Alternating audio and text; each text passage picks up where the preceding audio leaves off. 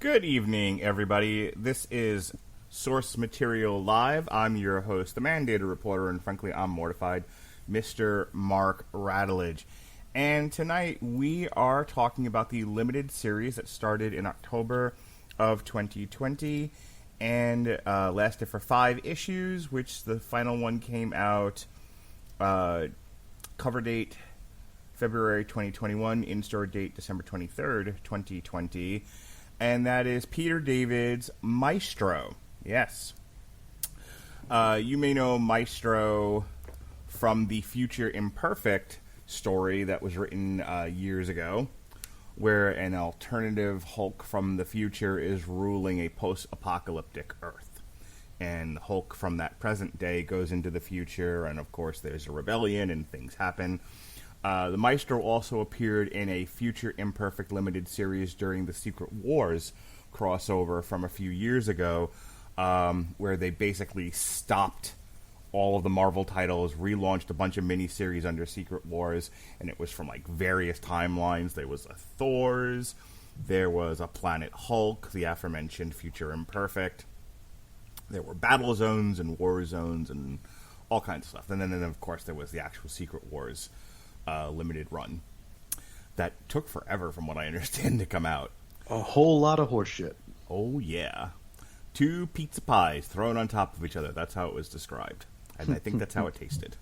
Ladies and gentlemen, that voice you hear, of course, is comics historian extraordinaire and podcaster in his own right, Chris Sheehan. How do you do, sir? Hey, good. How are you? I can't complain. So, the Hulk's one of my favorite characters. One of my first appearances on Source Material was actually talking about, when this used to be Jesse's show, long ago and far away. He had me on to discuss Future Imperfect. We also did Planet Hulk. He basically would bring me on when he was rotating guests in and out, and I was kind of his Hulk guy. So I'm pretty familiar with the Maestro. Pretty familiar with the Hulk.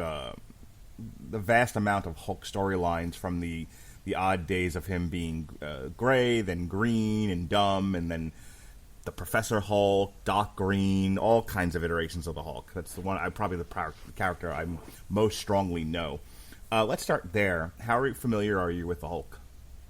Oh, the Hulk, the entire Peter David run used to be a run that I would read every single year, back before I talked about comics on the air and at a blog, where I actually had time to read things for fun. So every year I would read through the entire Peter David run. It is definitely one of my favorite runs. I didn't discover it at the time. I discovered it actually way after the fact. I knew it existed, of course. But to me, I look at the Hulk when I was a kid, and I'm just like, that's a boring character. You think about some of the characters that are not like not to say not well-rounded, but like you look at a character like a Batman, where he can do a whole bunch of different things here. And then you look at a character like the Flash, who can run fast. I would always be like, how am I going to enjoy a guy who could run fast? Hulk is just a strong guy. It's like, well, how am I going to, and sometimes he can't even talk. It's just like, how am I going to get invested in this character? And it wasn't until I read the Bruce Jones run, which is one that's very divisive among Hulk fans. He took the Hulk out of his superhero togs, really, and put him in basically a Hulk version of The Fugitive, the old TV show where he's just on the run. And he's got secret informants that he's dealing with, like a Mr. Blue, who we find out is Captain America. There might be a revived Betty Brant involved in this, maybe not, or Betty Ross, not Brant. It's just a really, really fun and different take on the story. This is from early in the Gemis Quesada days, where they were just throwing everything at the wall, trying to find whatever weird little thing they can make fit. And I fell for it. I really, really enjoyed it. And I went through, and the Hulk is one of those series that I've collected a full run of since the day I was born, up until recently, for reasons we may get to in a little bit. But I am a huge fan. I loved the David run. I loved the oh boy, I just had the name in my head here. What the hell are they called here? The Oh man, the group of like folks who are named after gods. Like there's like an Atalanta and shit. It's like Pantheon, the Pantheon era, the Pantheon saga, where Hulk. I hate using Professor Hulk. I hate that name. I hate the fact that they relegated that to like his own persona. I like that just thinking as like a combined Banner Hulk amalgamation. That's how I always looked at it. It's like, okay, this is the perfect Hulk. This is all the intellect of Banner and all the strength of the Hulk. We don't need to make it the Professor Hulk just so we can like sell a new action figure or a trading card. I like that as just the perfect Hulk. And he worked with this Pantheon group. Awesome characterization.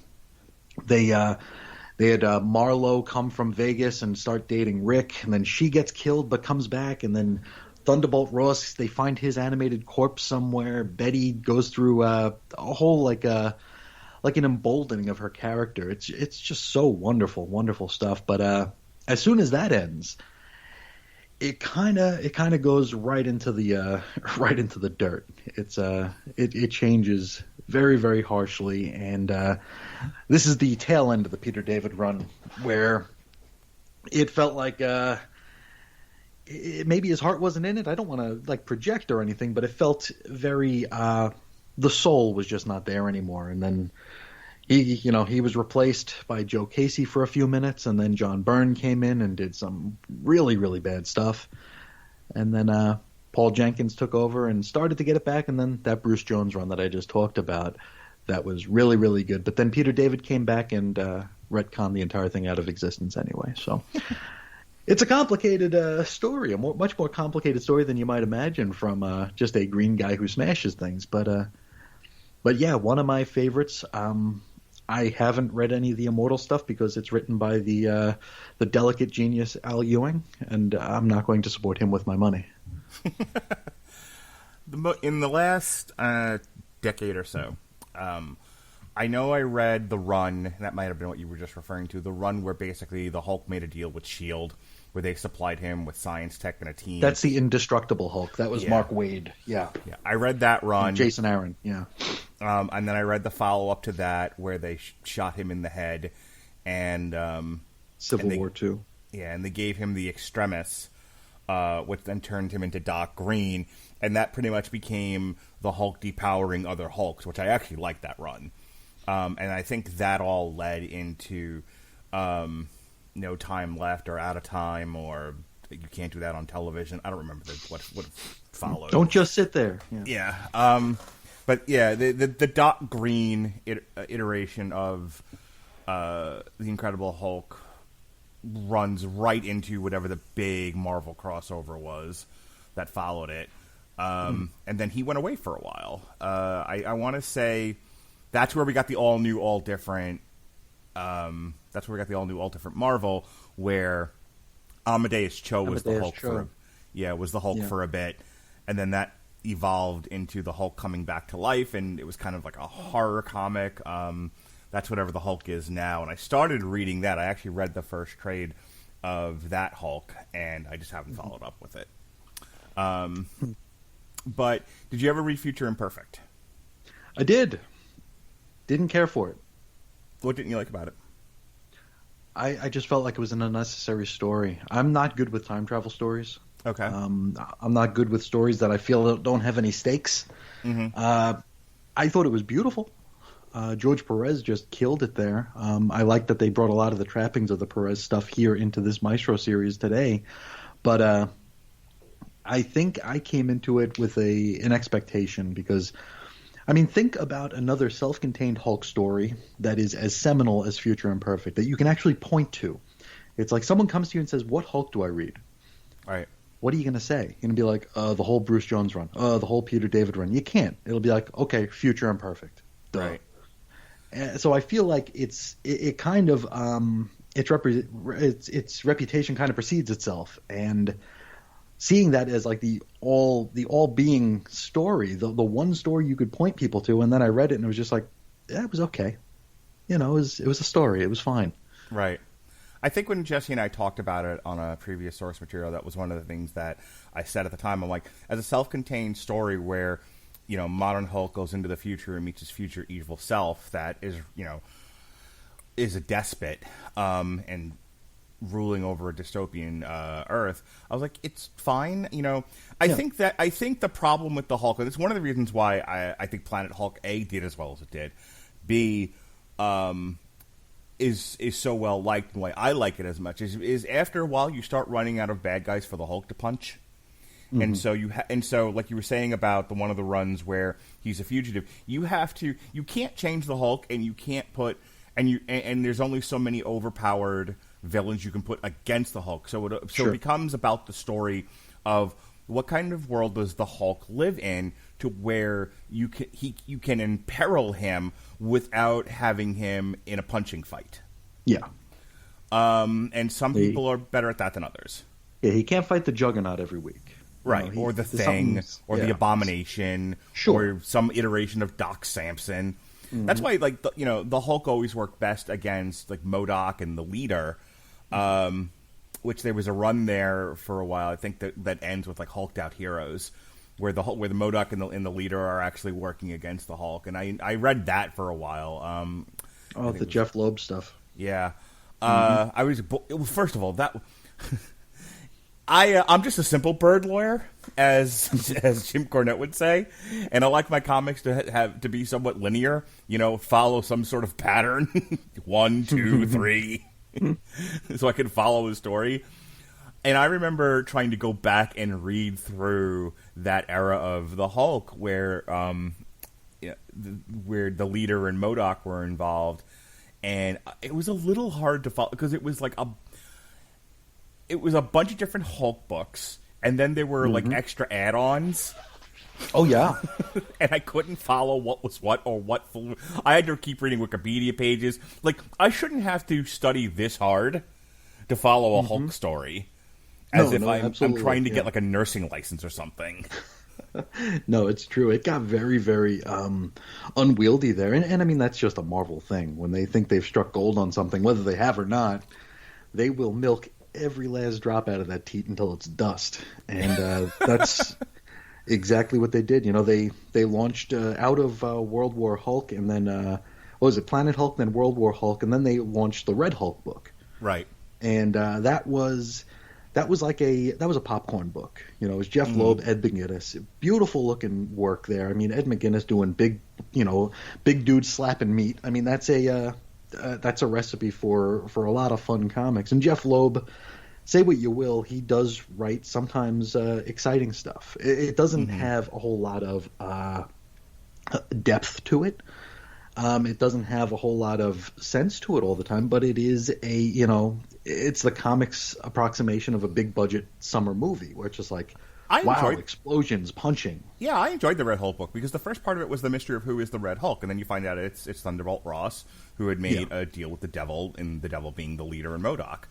And that's where they introduced the Red She-Hulk, who was Betty. Yep. And I really A-bomb. Yep. Yeah, and I actually really enjoyed that run. And if I just focused on the Red Hulk book, where the evolution of that book was who is the Red Hulk, then they find out the Red Hulk, then they capture the Red Hulk, and then the Red Hulk starts in his own book. He's now working for, I think it's for S.H.I.E.L.D., but I think separately from that he runs a Thunderbolts team. He's with the Thunderbolts. Yeah, I read the trade of that too, the first trade. I read a lot of first trades and then I lose it after a while. I just can't. That's keep what up. Marvel counts on. That's why Marvel cancels books at 9 and 10 issues. So people go as far as 2 trades and like, that's it, we're done. But I liked that. I liked that's the reason I liked the what was it, the Indestructible Hulk, because I liked it when the Hulk was smart enough to do missions. The Indestructible Hulk, I felt like, and this was not a Hulk-centric problem, but that was, 2013 or so, when Marvel had this really, really big push for fucking S.H.I.E.L.D.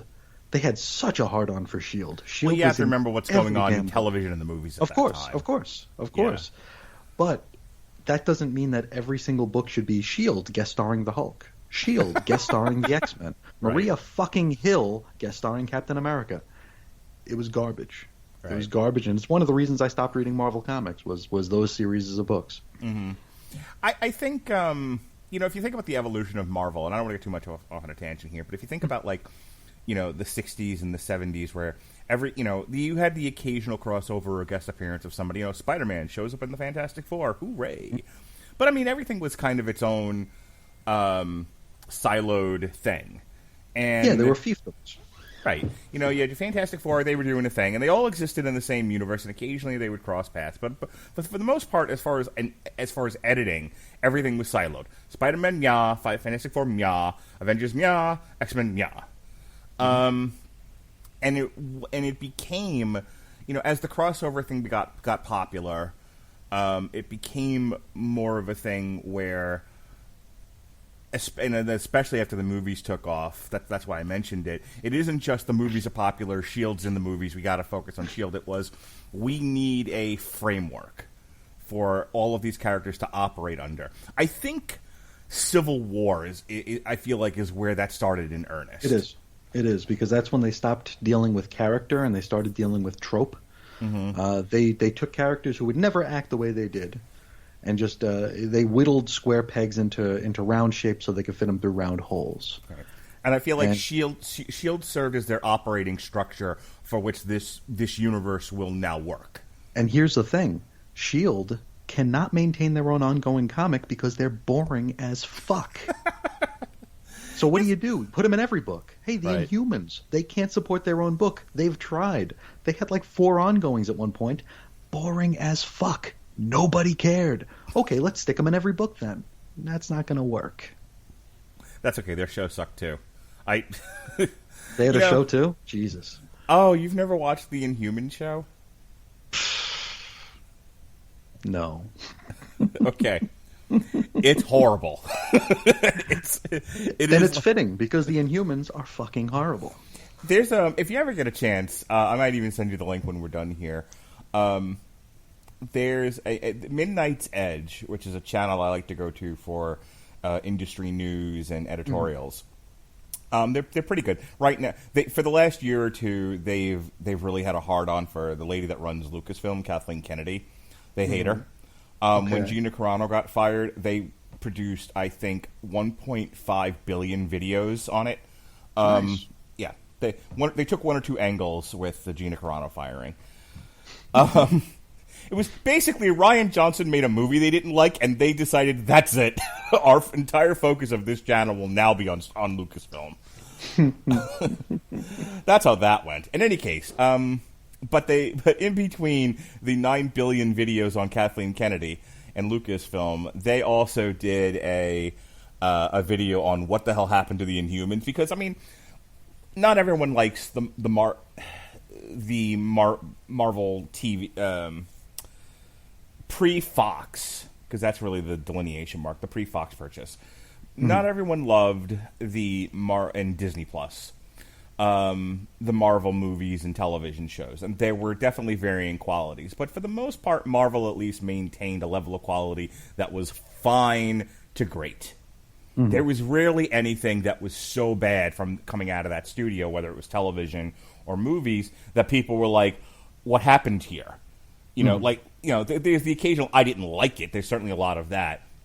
But there was definitely a period of everything being, okay, this was fine, this was acceptable. And then the Inhumans came out, and it was so bad, people started making videos just on what happened with that product. Like, how could a studio with... That's what I'm saying. Like, how could a studio with this level of competence produce something this terrible? It's like, who's a famous sculptor? Do you know any famous sculptors? I mean, can we do paintings? Because I'm much better at that. No, it has to be a sculpture. We'll just say famous sculptor A. I'm going to look one up. You keep talking. Works in clay and makes a wonderful, statue of whatever. It's like, oh, look at that. It's a statue. Michelangelo. Boy, and that was the first one I thought of, too. Michelangelo. There you go. Then Michelangelo has a bunch of horses shit in a pile. Stacks that up into another statue, and everybody looks at it and goes, wow, it's still shit. Guess what? The Inhumans are shit, and they're not good. Nobody cares about them. Nobody ever will. Yeah. So to round this back to the Hulk here, I enjoyed the Future Imperfect story for the reasons I was saying before an hour and a half ago when we started this podcast. Which was, you can't... The Hulk, I think, works best in two ways. One, when you're giving him a story around him that he can operate in, where he doesn't have to rely solely on his strength. He has to figure out some other things. I think one of my favorite... I've talked about this a whole lot. I've talked about this with Jesse. I've pitched it as a movie idea. I can't remember the writer. You might have already mentioned him, but the post-World War Hulk iteration of the Hulk, there was a block of comics that had been published where him and Red She-Hulk were kind of running around doing a thing. You know, he's trying to woo her back to him, and she's like, "I've had enough of you." I think that was Greg Pak. Yeah, that might have been the end of the Greg Pak run, because eventually was that when they changed it to Incredible Hulks? Because they retitled it for a bit there when they had all the Hulk family in the book. Okay, so the run that I'm referring to specifically is the Incredible Hulks, which then turns into the Incredible Hercules. Yes. Okay. So at the end of that, there's a great story called it's a 2 or 3 issue storyline where he's a spy, and they made him, and the villain of the thing was this Roman character. I don't remember what his name is. I'd have to look it back up again. Tyrannus, yes. Tyrannus? Yeah, something like that. And he's hanging out with and the red, and even though the Betty version is still has feelings for Bruce, the Red She-Hulk can't be bothered and wants to go out and party like a rock star. So she ends up with Tyrannus, and the Hulk goes after her, and there's this whole spy story that kind of flows out of it. And this made me laugh. One of the titles of one of the comics was called "The Spy Who Smashed Me," because they were really into using Smash at the time when it comes to Hulk.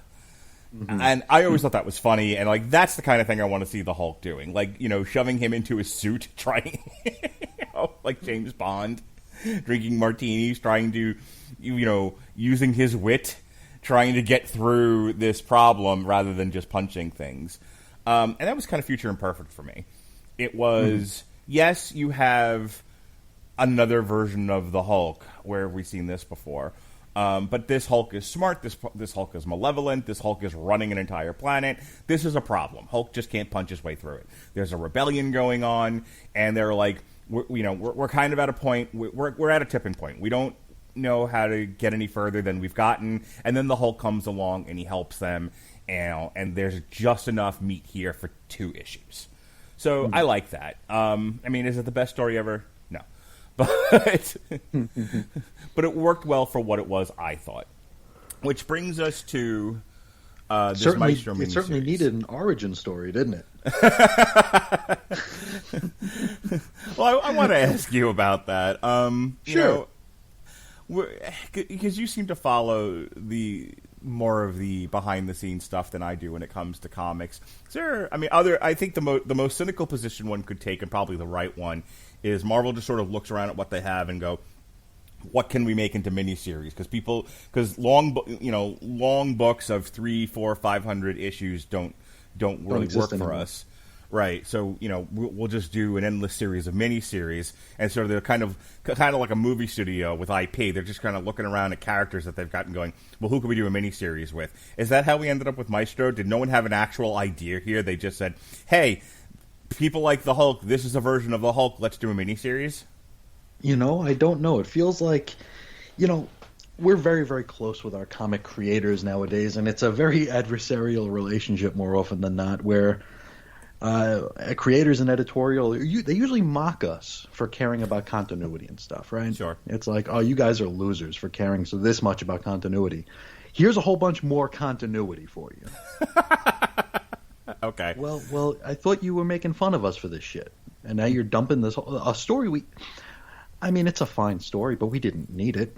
We certainly didn't need it. I'm assuming, because as I mentioned a little bit ago, name another seminal Hulk story that's self-contained.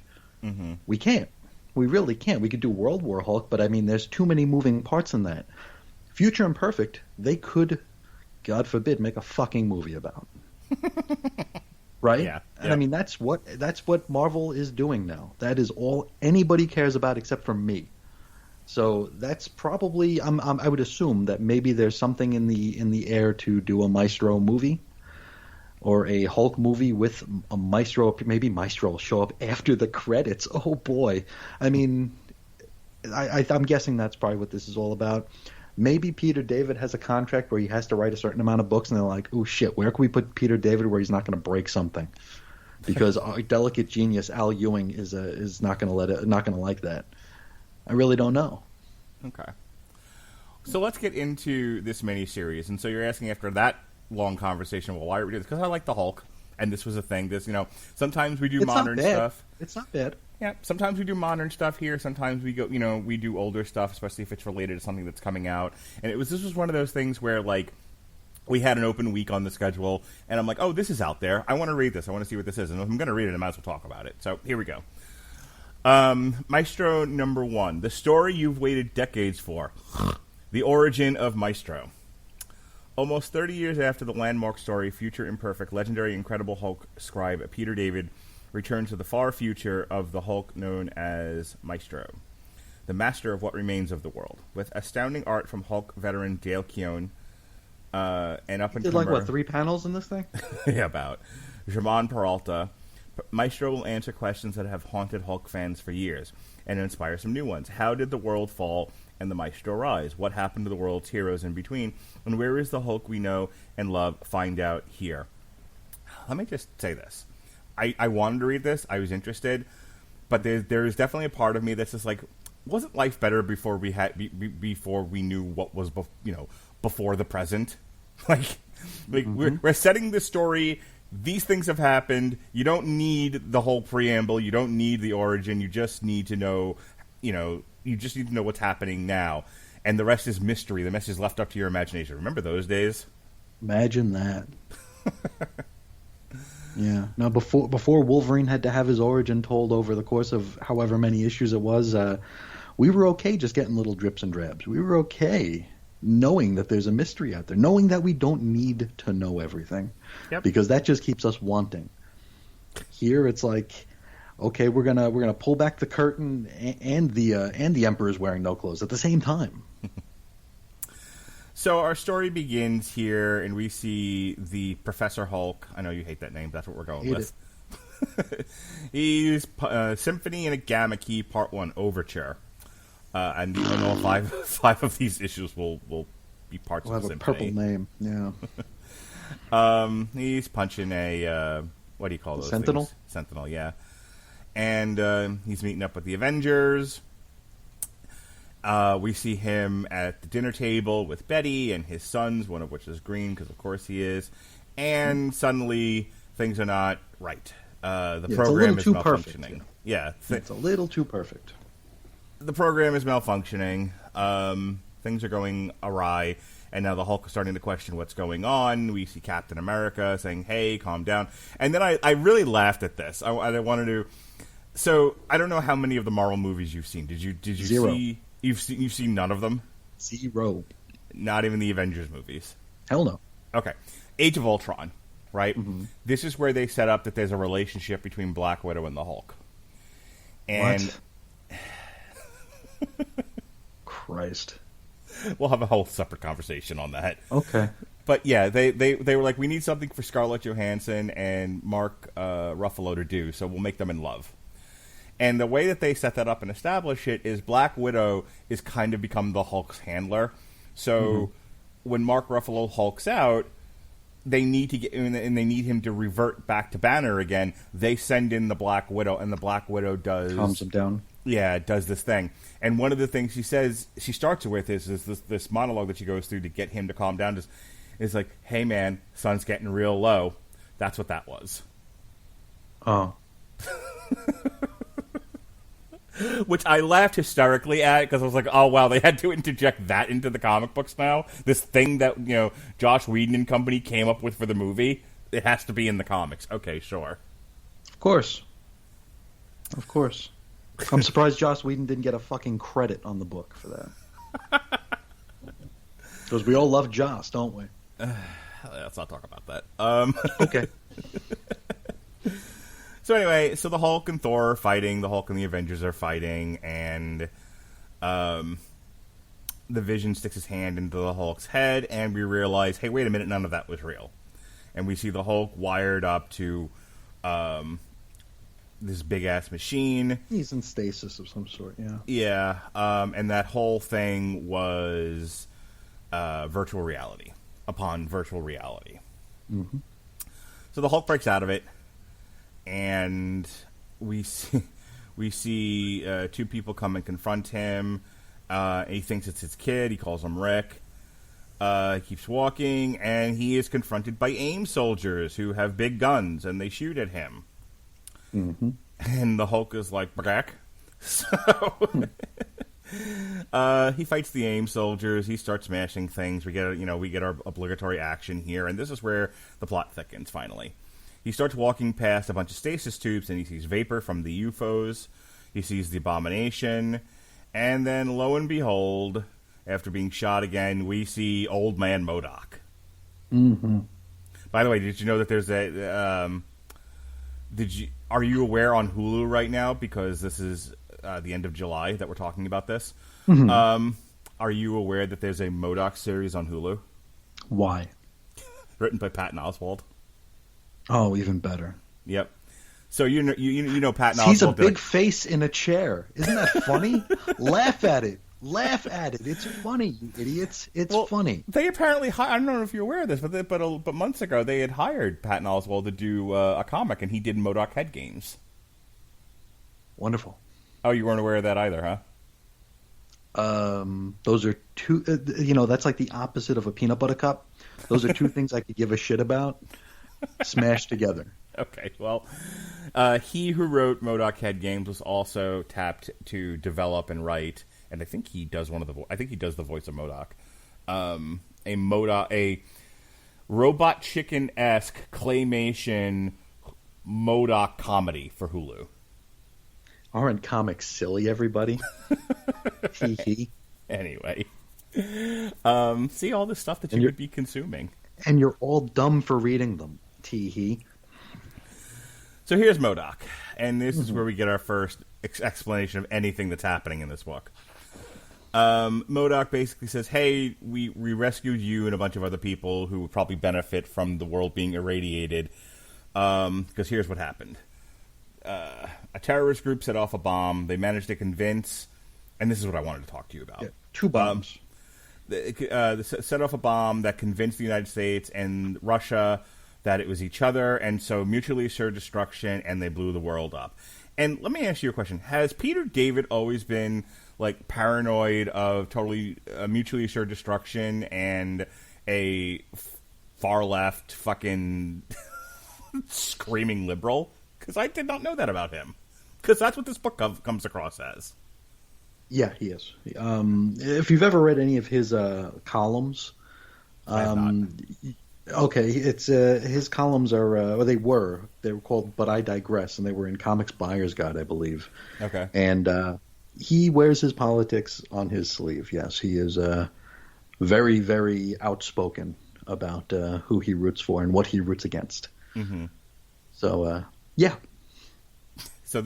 So this was right in what you expect out of Peter David, because again, I feel like of the Peter David stuff that I've read, I didn't think it was this ham-fistedly political. It wasn't, but nowadays everyone's ham-fisted political, and everyone thinks that they're educating their readership rather than just being, subtle. Subtlety doesn't exist anymore in mainstream comics, unfortunately, and I guess Peter David sees that and figures, hey, I don't got to be subtle anymore because no one else does either.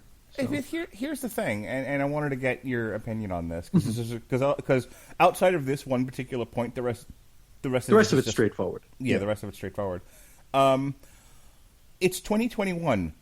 The paranoia seems to be that where the prevailing paranoia in the socio-political sphere is we're not going to stop the environment from falling off a cliff, and natural weather phenomena is going to overtake the earth, and we're going to have floods and droughts and winter storms, and eventually, and the landscapes will physically change, and this will adversely affect humanity in one way, shape, or form. That's the paranoia. That's the Greta Thunberg stuff. That's that's the prevailing wisdom coming out of environmentalism. That's the boogeyman right now. Yeah, global warming is the problem. It's not mutually assured destruction. What the fuck is he talking about? Like why is he writing a story where that would, like, if this were 1989, I fucking get it, dude. Like, I remember growing up. This is a throwback to 1993, so maybe this is some meta commentary. Like, has anyone been afraid of mutually assured destruction via, launching nuclear missiles between the United States and Russia in 20 years? We're just lucky he didn't call them the Soviet Union, I guess. I'm like, am I wrong here? Because I read that and I'm like, this seems like the wrong paranoia. I think he needed two big countries who are not entirely on the same page or not in the same page at all, and they just so happen to be the same ones that were feuding back in the day. I don't know. I really don't know. We couldn't do the Middle East, huh? Because that's racist. Is that, am I right about that? We couldn't say, hey, the United States and Iran launched missiles at each other and it didn't work out very well. Or the United States and some sort of regime in Iraq or something like that. The United States and Turkey. Nope. I mean, it could have been the United States and Latveria. Yeah. It's the Marvel Universe. It could have been Wakanda and Latveria. It could have been Krakoa and Latveria. It could have been anything. Right. But no, we have to go to the Soviet Union. At least when DC decides we're going to destroy the world, it's a fight between the Amazons and the Atlanteans. Yeah, or Kwarak. They have their Middle Eastern stand-in country that they can use. Right. Yeah, this... I actually had to stop reading the comic because I was laughing so hard at that. I was like, come on, man. I'm like, I get the need to feel like you're being current, but like, this guy. Yeah, this was irrelevant. That's a word, sure. Yeah. I was like, come on, man, I'm sure you're on Twitter. Surely you're following the news. You have to be. You can't possibly think that this in any way resembles current modern life. Okay. Glad I'm not alone here. Moving on. So we get our exposition from MODOK, and then we get a setup for the world that the Hulk is now going to wander into. That basically you have sects of survivors kind of roaming about the Earth, and you have former Los Angeles that's now dystopia, or is it former New York? Well, I think it was Times Square utopia or dystopia, or was it both? Okay, you're right. It was New York, and it was former Times Square, and now it's dystopia. Yeah, and then utopia is nearby there, right? Right. Okay. So that's the end of the first issue. We've been talking for quite some time. Let me just get your quick thoughts here. Issue number 1, go. It was good. It was good. It was everything it needed to be. I don't know that it necessitated 4 more issues, but I mean, it tells us everything we need to know about what happened to the world. And of course, it's like, what is that, Occam's razor, where it's just like, hey, the easiest option is going to be the option, and it's exactly what it was. The beginning, I like when they do that. I like it when they make things look like it's too good to be true, even though it is very tropey and it's very predictable, and you can usually see right through it. I often say that it reminds me of like the first 10 minutes of a really good episode of The Twilight Zone, because 95% of episodes of The Twilight Zone go right into the toilet after that anyway. And it's like really, really lame stuff. But that first 10 minutes, if it's a really good build, it's like you have that weird creepiness there. You have Bruce and Betty with their kids. You have the Professor Hulk teaming with the Avengers, which he never did as that iteration of the Hulk. He didn't come back to the Avengers until the damn movie started. So he was very adversarial with the Avengers at this point, or at least uneasy with them. So and Wolverine wasn't an Avenger back then. So there were a lot of like weird things that like longtime readers, which hopefully some longtime readers read this, would pick up on. It's like, oh, that's different. That's weird. That's weird. And Betty and Bruce were married, but they never had kids. Right. John Byrne married them because he was trying to take Bruce Banner back to basics by marrying him. John Byrne. But I thought it was really well done. The stasis thing makes total sense. Yeah. MODOK, when he's not treated as like a funny haha, he's fine. And I like him as a point of view character, and him taking the Hulk on this little tour and learning that, what was it, the world would be basically unusable for 27 years or something like that. Right. So the Hulk would have to, he's like, hey, we want to get you back into suspended animation so when the time is up, we can bring you back in and we can start things over again. And we get to this point here, which, going to the mutually, what was it, mutually whatever the destruction. Mutually assured destruction. That's the words. It bugs me when comics rely on this a lot, where it's like, we have supervillains, we have Galactus, we have Thanos, we've got Darkseid, we've got all these like huge threats. Mm-hmm. But anytime the world ends, it's like, it was just ordinary people what did it.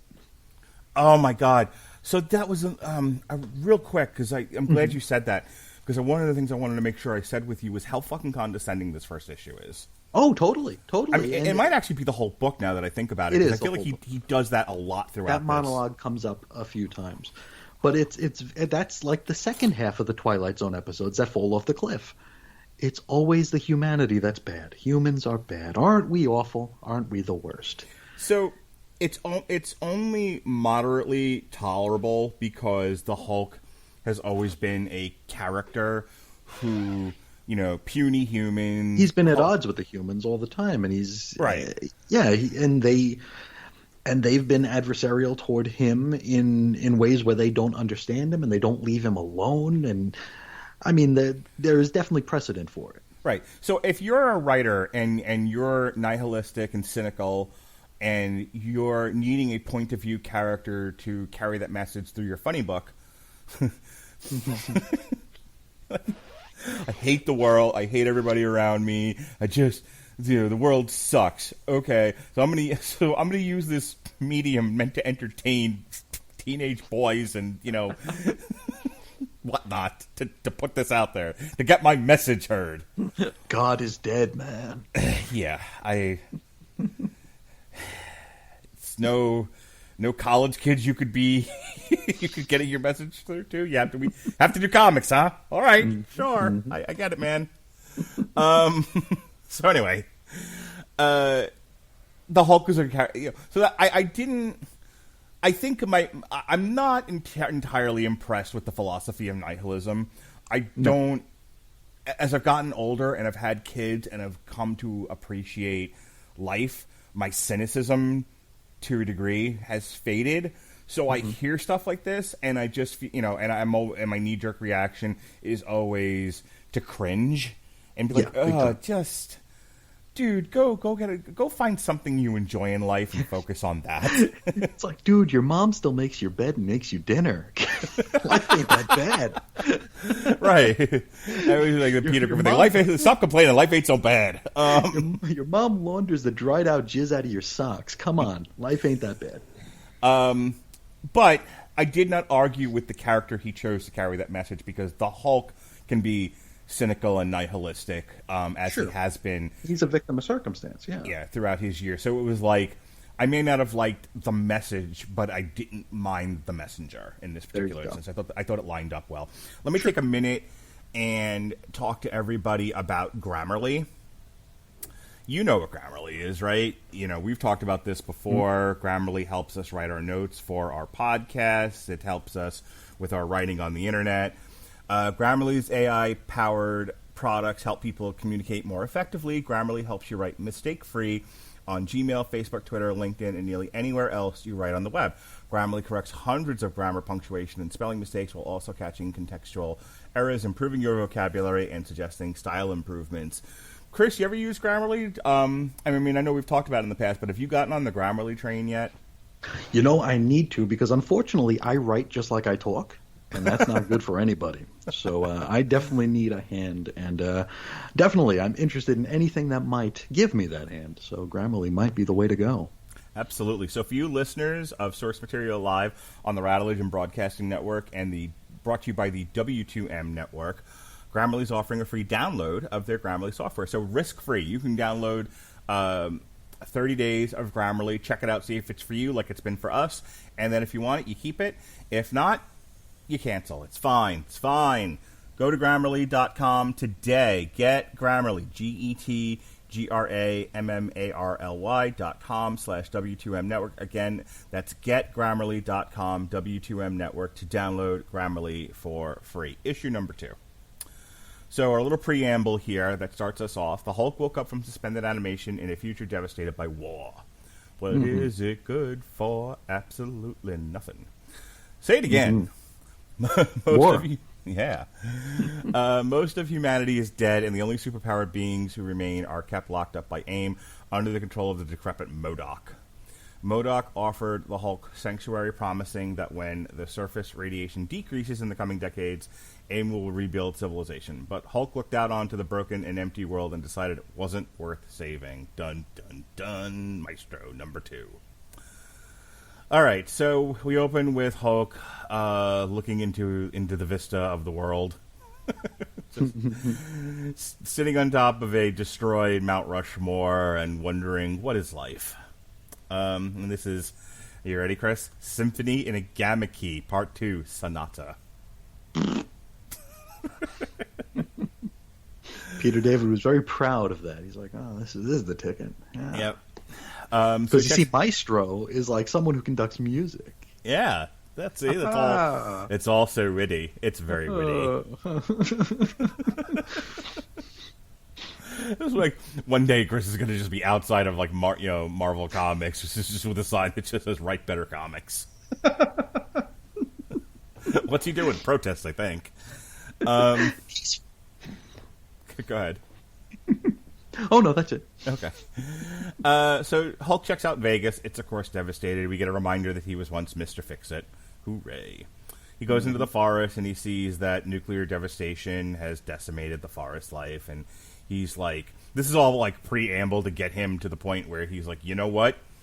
I didn't like humans before. I don't like them now. He goes to the Capitol. We see the Washington Monument. And he yells at Abraham Lincoln for a bit. Yeah, he yells at Abraham Lincoln. And he sees a kid. He sees a kid with a gas mask on, and he's making a run for it. And he's like, oh, let me follow the kid and see where he ends up. And he goes into a tunnel.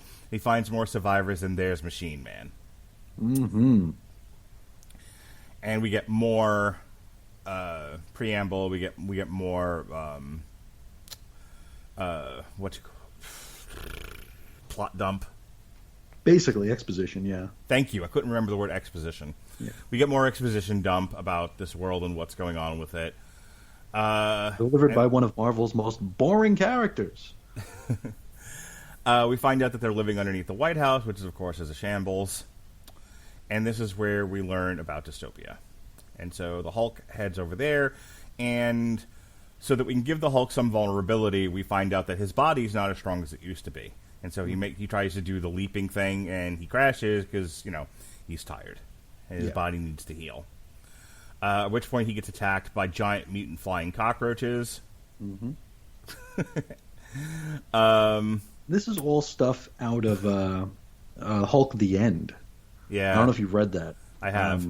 It's been ages since I've read it, but I do remember that. And I remember some very similar looks from the pre-Maestro Hulk or whatever it was going to be in that book. But it's interesting that David is kind of doing he's doing a reunion tour of his most seminal stories here, and giving them to people who probably don't appreciate it, but they're here.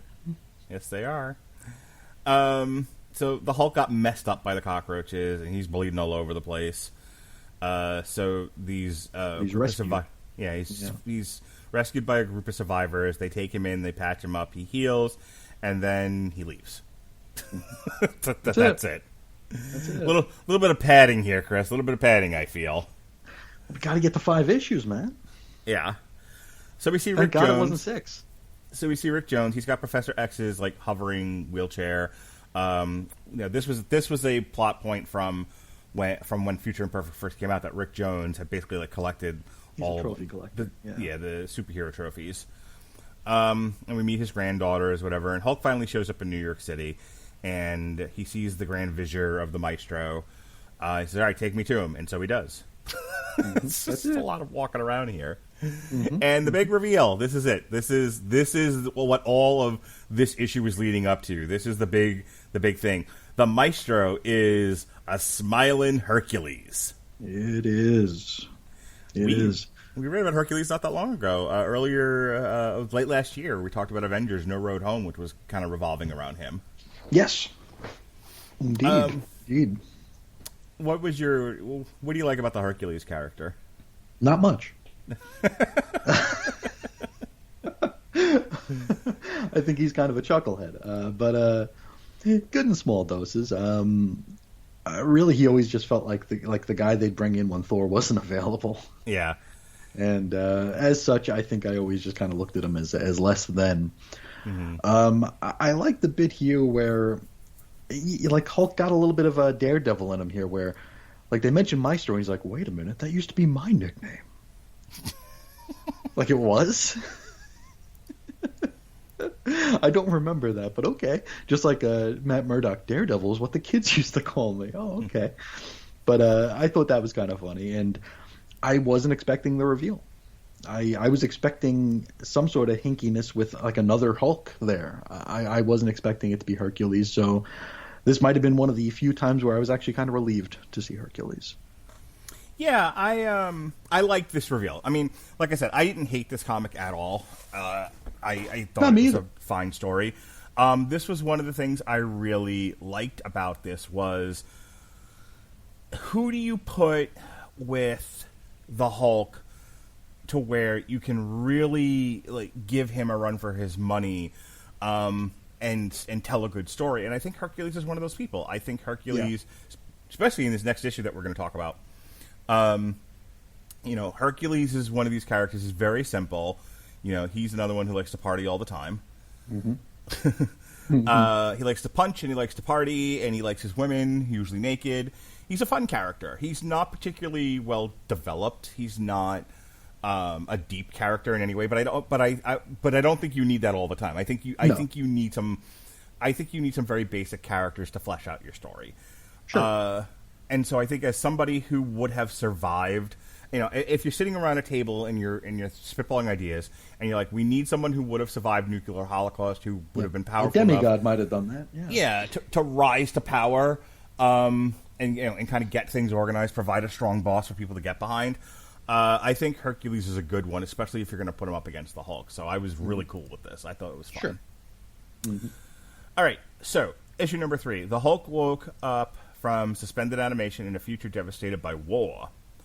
Most of humanity is dead, and the only superpowered beings who remain are kept locked up by AIM under the control of the decrepit MODOK. But AIM's not the only survivalist game in town. Machine Man is the leader of a small group of people hiding under the remains of the White House. A man named Boz has organized a desert community called the Wasteland Survivalists. Why did they need a name? They're in this for 2-3 pages. That's it. They just could have been survivalists. We need that Wikipedia entry.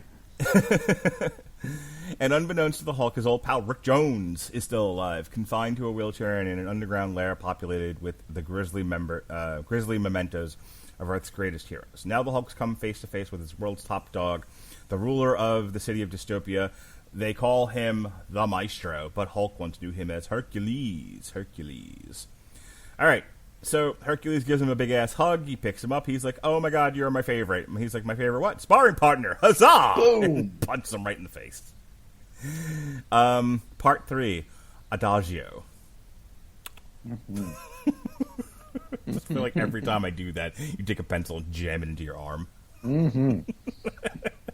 Just enough, I'm still awake. Oh my God! I actually think this might have been my favorite issue, just because Hercules is so much fun. He's a really good goofball in here. Yeah. The art in this is the first time I'm going to mention the art, and of course the art credits go to Herman Peralta.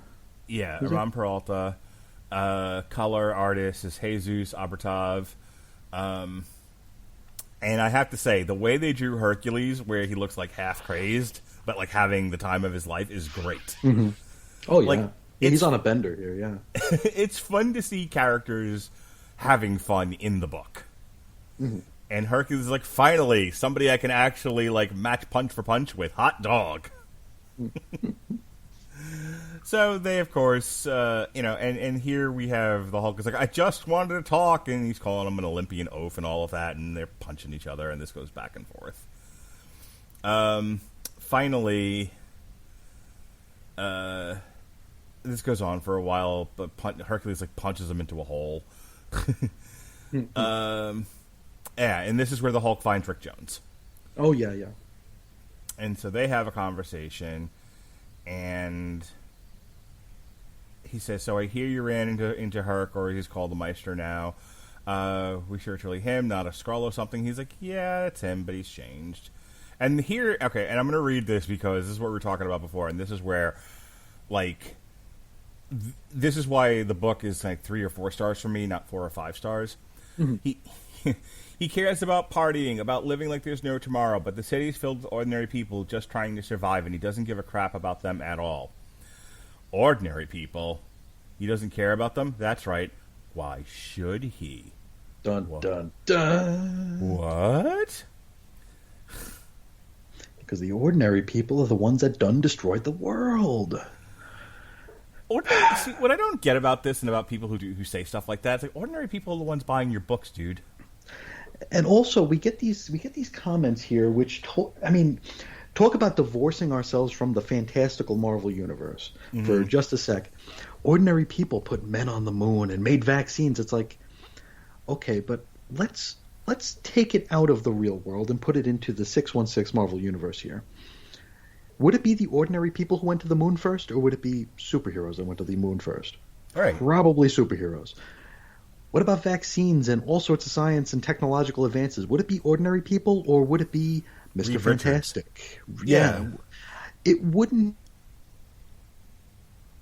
the ordinary people who did all this stuff in the Marvel Universe. It would be the big brains and the big brawns. The argument just doesn't carry water. You need to pretend that the Hulk is living in our world for this to actually make sense, and you just can't do it. You can't divorce the two, and you can't have them both together. It's a weird argument, and I'm sure it's something that 90% of the people reading this don't even notice, but it stuck out to me as just like, come on already. Well, he's absolutely yelling. This is screaming on Twitter that politics hate us. That politicians hate us. This is a guy who instead of sending out tweet after tweet after tweet going, you won't get this reference, but this was a pop culture reference that I think sums up my point. This is the George Bush hates black people moment. I do know that one. Oh, okay. So yeah, Mike Myers standing uncomfortably next to Kanye West, yeah. who in the shadow of the Katrina fallout just blurts out in the middle of an award show, George Bush doesn't like black people, and Mike Myers is like, gotta go. Like, it doesn't say that on the teleprompter. What are you doing? But that's what it was. This is George Bush doesn't like black people. This is a guy who thinks the government should take care of everybody. That it should be bread and cheese, free bread and cheese and medical for everybody, from a money tree that grows in the White House backyard. Mm-hmm. Mm-hmm. And look, this isn't the time nor the place nor the platform for us to debate the merits of social welfare programs, budget deficits, and where are the best policies in between to have a functioning country. Mm-hmm. I have thoughts. This isn't the place where we're talking about a comic book. Sure. But this is a guy who seems to think that at the very least, and I hate to throw this out because it's become too much of a buzzword, but I don't know how else to express this in a succinct way. Mm-hmm. This is a guy that thinks socialism is the answer. Mm-hmm. And that's what's coming out of this comic book is like when he says stuff, ordinary people, like we need to take care of ordinary people, that's what he's talking about. And it's like, why are you putting this in this silly Hulk book? It's very strange. It's very strange here, and I don't know what kind of line he's drawing under it. Are these just passive statements, or is there something leaking into it? I wouldn't say either way, but it sure feels one way more than the other. Sure, and that's what I'm saying. Like I'm not reading the guy's mind, but this, I can't help, as I was reading this, like feeling like Damon Wayans should have walked into the panel, yelled, with his mailbag and mailman uniform on, yelled message, and walked off panel. That's from a movie called "I'm Gonna Get You, Sucker," which you should watch someday. I don't know the reference, but I'm picturing it, so I can I understand what you're saying. If Hercules had any brains, he would lay waste to all the ordinary people, just mow them down en masse. Give me one good reason why anyone should care about ordinary people. Ugh. And Rick's answer is, because Betty was one, and so was Marla, and me. And once upon a time, so are you. They're all sheep, Rick. That's all they're good for. They should be ruled with an iron hand, used for an army that can bring unity to the world. Okay, this would be fine in terms of characterization if he had any kind of an arc, but at the end of this book, he's going to feel the exact same way. Yeah. So, this is a lot of, preamble and character stuff that goes absolutely nowhere. This is one of my problems with this book, is, okay, you've made the Hulk one way, he's going to be the exact same way by the end of this book. So you've told this story about how Maestro came to be, and it's just a recitation of details. There's no arc. The story is a recitation of details, but there's no dramatic arc here. There's no tension. There's no drama. It's basically, and this happened, and this happened, and this happened. So this is essentially an illustrated Wikipedia page. Boilerplate origin story. Yeah, it's and I'm trying to think. Did they? I might have skimmed over this, but did they mention what the other superhero? What were the Avengers and Shield up to during World War III? Do we know? They all died. They just died. Yeah. That's it. So where's Thor? I mean, where are the immortal characters? Where are these the Supermen and Superwomen of the Marvel universe? Where's Captain Marvel? Where are these characters? They're just gone, or are we going to be getting more of them later in a different? Because I know we have a sequel to this Maestro miniseries going on right now. War and Pax, I think it's called. Yeah, you're right. And are we going to start? Is the Phoenix Force going to show up? I mean, who knows?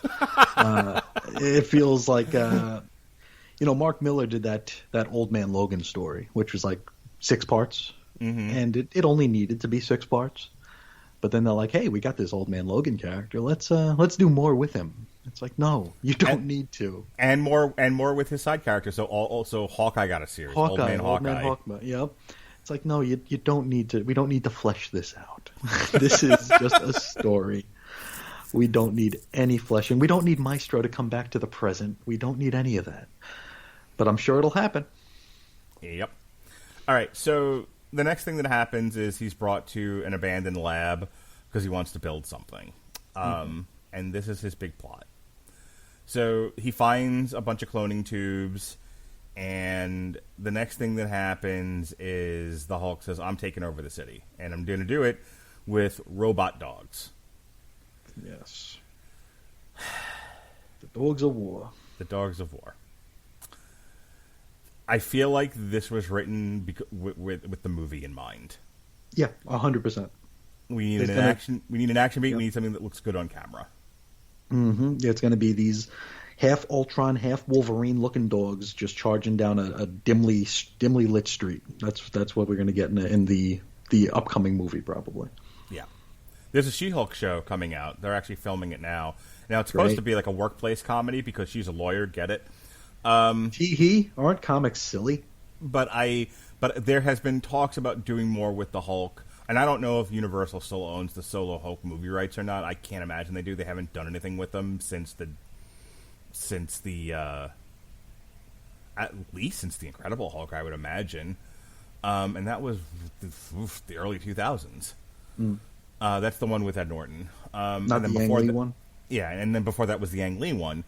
So I can't imagine they still own the rights to it. But who knows? In any case, there's been talk of a solo Hulk movie, and I think there's whispers about having to do something with Maestro. He'll be in the post-credit sequence. Tee-hee. And so this ends with Hercules versus the Hulk and the Dogs of War. Oh, boy. Gotta bloat. Gotta get 5 issues. Yep. So Hercules Hulk round 2. which takes us to issue number 4. God damn it. Here we go. So issue number 4. The Hulk woke up from suspended animation in a future devastated by war. Most of humanity is dead, and the only superpowered beings who remain are kept locked up by AIM. The continent's one functioning city, Dystopia, is ruled by the Maestro, formerly known as the Incredible Hercules. But there were survivors hiding out, and soon the Hulk discovered that his old pal, Rick Jones, was alive. He's alive. Confined to a wheelchair in an underground lair populated with the grisly mementos of Earth's greatest heroes, Rick told the Hulk that Hercules' iron rule was hurting people, but the Hulk wasn't interested. The Hulk doesn't want to help ordinary people. He wants to rule them. And with the technology he found in an old Alchemax lab, he might just have the tools to do it. The Hulk brought the Dogs of War to Dystopia and tried to recruit its citizens to his to his own personal army. When they refused, the dogs attacked. Now the only thing that stands in the Hulk's way of full domination is one of the most powerful beings in all of history. All right, so this is Symphony in a Gamma Key Minuet, Part 4. Mm-hmm. All right, so Herc's tearing through the dogs. I don't know what these things are made of, but he don't truck with no robot dogs. And so we see Herc versus Hulk round 2, and you know Herc is. I don't recall Herc being more powerful than Hulk, but then Herc even makes a point of saying that. He was like, it used to be that if you got madder, you got stronger and you'd eventually overpower me. That's currently not happening, and I'm beating your ass. Yeah. And because we needed to have that moment from the movie show up in this comic book, we have only turned on its head. We have Hercules grabbing Hulk by his foot like he did to Loki and smashing him into the ground back and forth. Oh. Yeah. That's nice. From the Avengers, by the way. It's the first Avengers movie. Imagine if the movies actually paid this much attention to the comics. Imagine that. Oh, comic writers. There's just frustrated screenplay writers. That's what they are. Mm-hmm. They just haven't gotten their break yet. And so, of course, Hercules, in a cheeky moment, says, "Puny banner." We get to grounding pound. Hulk is pissed. He's going to kill Hercules. Hercules says, "No, you're not." And he throws him to the ground. And then he grounds and pounds him. At which point the Hulk says, "You know what? I give up. I'm done." So Herc says, "Good. I didn't want to kill you anyway." And the Hulk fucks off. So it's like, "I'm done. I'm out of here. Peace out." Yep. We get a little bit more with Rick Jones, and then we get a time elapse. The Hulk is now fully gray and bald. So before he had kind of like a skullet going on, and his hair was black. Now he looks like Maestro. Yeah. He's bald, he's got a beard and a mustache, and it's all gray.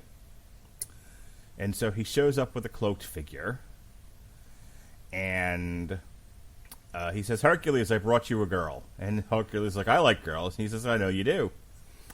And so Hercules, being the dumbass and horn dog that he is, takes said half-naked girl into another room.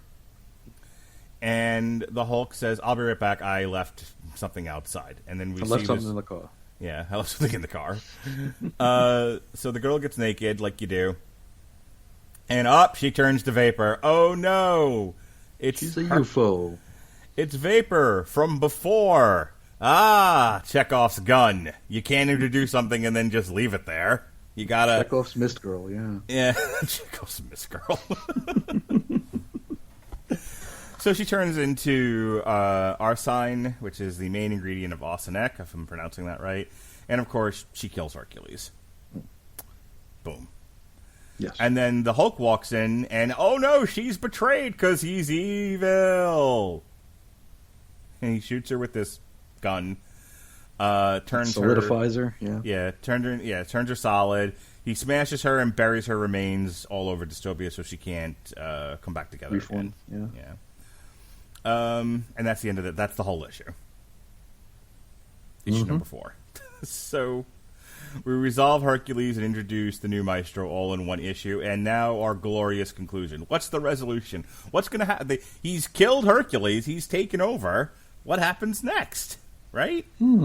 Let's find out. It's the exciting conclusion. I feel like a page or two more and maybe some editing. They could have wrapped this up in 4 issues, but sure. Let's have issue number 5. Yeah, they could have really tightened this up. Yeah. But Rick Jones is still out there. He is. So let's see what happens. So this is Rondo, Part 5. Symphony and a Gamma Key. Rondo.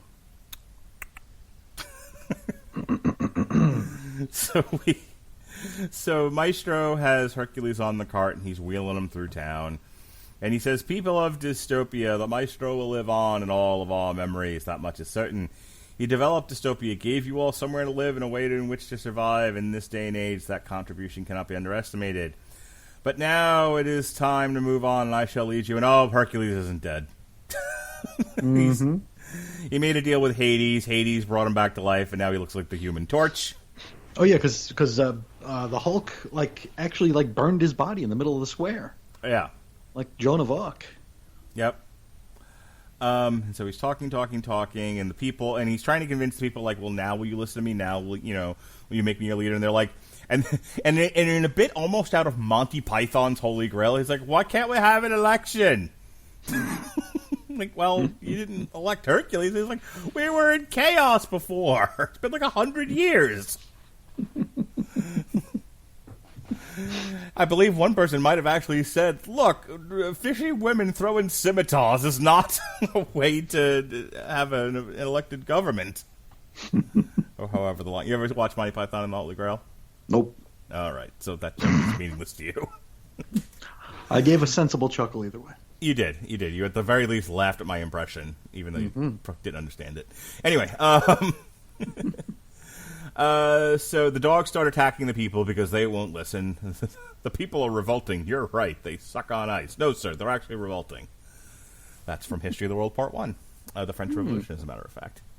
Anyway, Rick Jones's people show up. They're shooting Forge's gun. That's what they've got. That's their big weapon. And now we've got a fight in the street, and we've got Rick Jones's people versus the Maestro. And Hercules has reanimated on fire. I didn't notice this before, but his belt melted, so it went from an H to an M. Get it? Yeah. Mm-hmm. Terrific. Yep. That'll be our visual cue at the very end of the issue. Yep. Round 3, Burning Hercules versus New Maestro. This is like a WWF feud. It's just endless. It's the same two guys for months on end. It's true. And neither are getting over. Yep, 50-50 booking. All right, so they go back and forth. More talking, more fighting, more talking, more fighting. Would you say that that's very common in comics now, is talking and fighting and talking and fighting? Yes, we like our banter now. Okay. Even more than before. Hercules is then shot with the forge gun by the old Grand Vizier, who says, hey, I never liked him anyway. Yeah, I mean, that would be a shocking turn unless you read Future Imperfect already. Yeah. Yeah. So we know that they have to end up allied, so it's going to happen. So he gives him the gun, and Maestro says, anybody else want to object? He goes after Rick Jones with the forge gun, and of course Rick Jones is fucked off. He's bugged out. Yep. We get our final speech, because if Rick Jones is good at anything in the Marvel Universe, it's making speeches. Mm-hmm. And the big reveal here, the big drama of all of this is that Maestro, it's a little unwieldy the way he gets to this point, but basically what he's saying is that you have fought for years not to be your father, and now you've become your father. And isn't that what all sons do, Chris? We all become our dads. Except that Except that the Hulk's dad was abusive prick, a sociopath, and that is what the Hulk has become. Everything he hated, everything he strove to avoid, he has evolved into. And that is the deep inner meaning of this entire Maestro book, don't you understand, Christian? Is that the Hulk has succumbed to his worst impulses and become the thing he hates. There it is. There it is. I did love the opening to this discussion here, where like the Hulk goes to Rick's little bunker, and there's a video monitor there. It's the only thing that's left. And Rick talks. That's how Rick gives the speech here, and it starts with the Hulk saying, "Are you scared to face me?" And Rick's like, "Well, yeah." You're kind of the Hulk. Yeah, I'm scared to face you. Right. It's perfect. And then he blows the Hulk up. Then he blows up the bunker. Yeah. Yeah. And then that's it. And our final bit of thing here. He says, "Is everyone okay?" He's like, "Yeah, a bit shaken up, but that's fine. So shall we go to your castle, Banner? Or what do we Hulk?" call you? Right. Actually, I've outgrown both names. Call me Maestro. And like Conan, he sits on his throne. With the melted Hercules belt behind him. Yep. All right. So I'm going to give you the last word here. I gave it 4 stars on Goodreads. I thought it was fine. Out of how many? 5. Okay. And I gave it 4 stars because I really like the art. I liked, as I said before, I'm a simple bird lawyer, and I like I like my comics to be simple and not convoluted, not all over the place. And I think it largely succeeded there. This is a review, a critical analysis podcast, and so yes, there were things that bothered me. Yes, there was things embedded in the narrative that were worth talking about and worth complaining about, but it didn't make me hate the book, and so I didn't want to give it a lower score than that. Maybe 4 might have been too much. Maybe 3 stars would have been more appropriate. But overall, like, I had a fun time reading this, and I like the story, and I kind of want to see what happens next. So that's all I can ask for a book. I don't expect these things to change my life, and I don't expect them to bring me the happiness that that fills my heart and makes me content. I expect it to entertain me for the hour it took me to read it. So, but what say you, Mr. Sheehan? Well, if I was on a star rating system, I'd probably give it 3. Because we're not in the Tokyo Dome, so it's only getting 3, and it was okay. Largely, it's a story I don't think we needed, but again, I mean, that's yelling at the sky right now. It's comics. We're going to get the stories we're going to get, and I mean, how many comics are required? Probably 0 or less. So.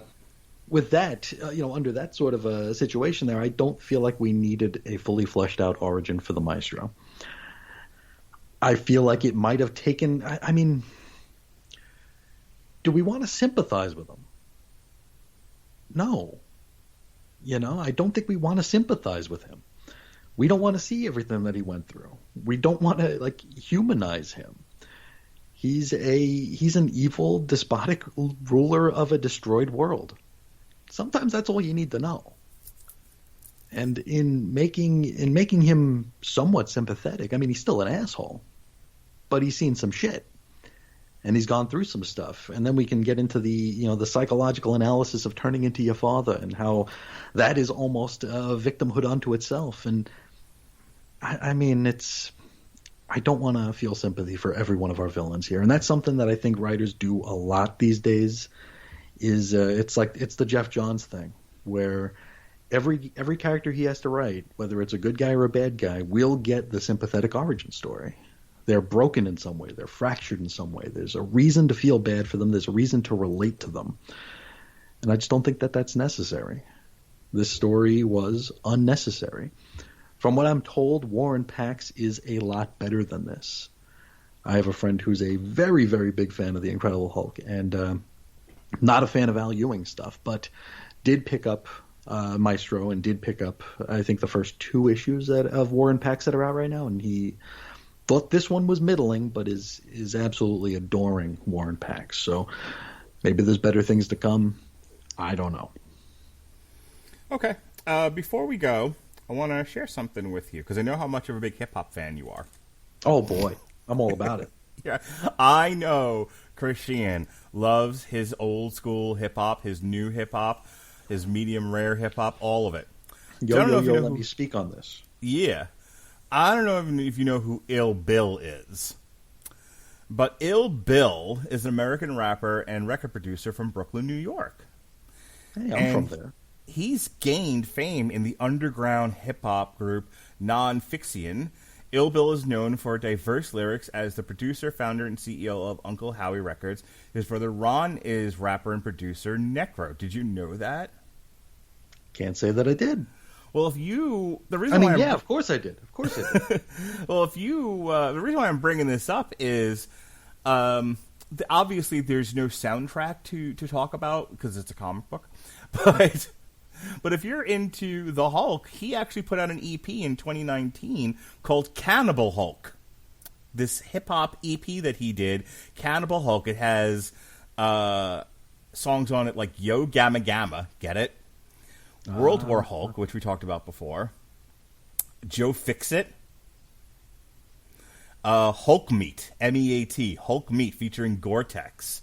And do you know where you can find this Cannibal Hulk EP so that you can listen to it over and over and over again? And you can, because it's only 23 minutes long.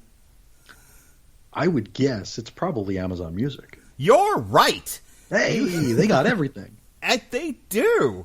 Every time I go to look for an album, I can find it on Amazon Music. It's the best streaming service for music you're ever going to find. And right now, if you go to getamazonmusic.com/W2M network, you can sign up for a free 30 days of Amazon Music and download all the Ill Bill. And he happened to have Stu Bangus on here. Stu Bangus? The Stu Bangus at Bangas, Stu Bangus. So this is a split joint between Ill Bill and Stu Bangus, Cannibal Hulk. Like, no lie, I'm going to listen to this as soon as we're done recording. I got to hear what this sounds like. But if you want to listen to Cannibal Hulk by Ill Bill and Stu Bangus, or anything else that might pop into your head like it does mine from out of absolutely nowhere, you can go to amazonmusic.com/W2M network, sign up for your free 30 days of amazonmusic.com, and stream till your heart's content, Christian. Isn't that wonderful? Mm-hmm. I'm all about it. All right. So with that said, we'll come back maybe in a couple of months when there's some room on the schedule and you and I have the time, and maybe we'll do War and Pax. How does that sound? Sure. Okay. See where this... You say it's better. Your friend says it's better. That's what I hear. That's the scuttlebutt. I'll take any opportunity to read more Hulk stuff, especially self-contained Hulk stuff. And isn't that all comics now? Self-contained or canceled, however you want to describe it. Retroactively made into miniseries. Yes. In the meantime, go ahead and just give a general plug for where they can find your stuff. Oh, yes. You could find me at chrisandreggie.podbean.com or chrisisoninfiniteearths.com. On the Twitter, I'm at Ace Comics. Do a whole bunch of writing and talking about comic books. All righty. Tomorrow, we're going to continue our look at some weird comic books. We're actually, this one is from the Podsman. We got together and we reviewed Invasion from WrestleTopia. Mm-hmm. So that's going to be out tomorrow. You can check that out. And then we got even more comics later in the week. This time, it's a graphic novel that was adapted into the movie that came out last week called Old by M. Night Shyamalan. So we'll do a comic strip for Old based on whatever the name of the book it's called. I don't remember. I think it's like Sandcastle or something like that. Mm-hmm. We'll do Invasion from WrestleTopia. So that's all fun. All right. Chris, I want to thank you for being on with me today. I appreciate it. Certainly. Always love talking to you. And right back at you. Until the next comic Source Material Live, be well, be safe, and behave.